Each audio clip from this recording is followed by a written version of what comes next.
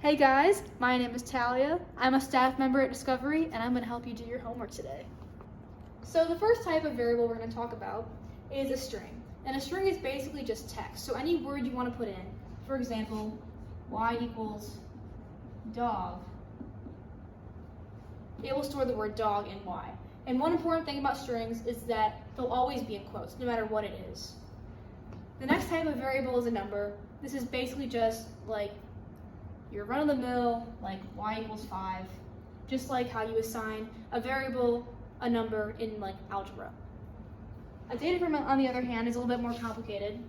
When you do y equals, you have to call a function. So it's pd.read CSV. This just calls out the pandas library that you're working in Python. Read CSV is the function, oh, there's an underscore there, is the function that makes sure they can locate the data frame and store it in Y. And one important thing you want to remember here is when you put the URL for your data frame in this function, you always want to make sure it's in quotes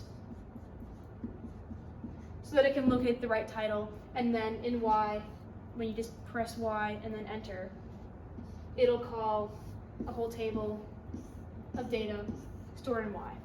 And one more important thing about strings is that strings don't have to be words. Strings can be numbers, but when you put a number in quotes, so if you put 5 in quotes, it wouldn't understand that 5 is a number. It would just take the text of 5, like when you're typing 5 in an essay, that's what Y remembers. So when numbers are strings, when you put quotes around a number, they lose their numerical value, if that makes sense.